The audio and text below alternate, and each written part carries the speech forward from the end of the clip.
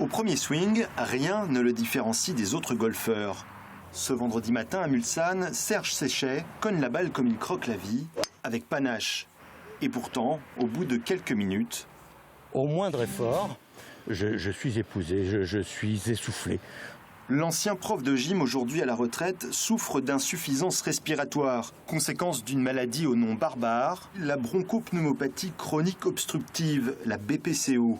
Pour Serge, les premiers symptômes sont apparus il y a plus de 4 ans. Je me réveillais souvent la nuit. J'étais obligé de m'asseoir en catastrophe sur le bord de mon lit et de reprendre mon souffle parce que j'étais en train, sans m'en rendre compte, de m'asphyxier. Enfin diagnostiqué, Serge bénéficie depuis 1 an et demi de cet appareil. Il lui permet une autonomie de plusieurs heures. Il bloque l'azote et les gaz rares de l'air ambiant pour ne restituer que l'oxygène, qui est à un taux de 97 ou 98%. Petit à petit, le sportif reprend le contrôle de sa vie, avec succès, selon ses amis. Il s'adapte énormément dans tous les sports. D'ailleurs, ça a été ça toute sa vie. Il s'est bien adapté à tous les sports. Ça vous fait plaisir aujourd'hui? D'autant plus, voilà, c'est le premier birdie que j'ai réussi sur un parcours. C'est extraordinaire que ce soit, je le fasse aujourd'hui. Un paradoxe, beaucoup de personnes ignorent qu'elles sont malades. Diagnostiquer avant de soigner, c'est le travail du docteur François Goupil. Tout patient fumeur qui a plus de 40 ans devrait avoir une mesure de son souffle.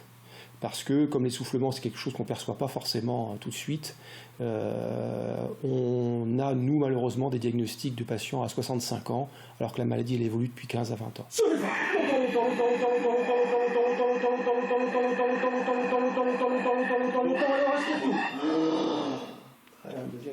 Du souffle et de bons conseils, patients et médecins en auront à revendre la semaine prochaine. Ils marcheront ensemble au Cross Ouest France, 5 km pour faire connaître la maladie, mais pas seulement.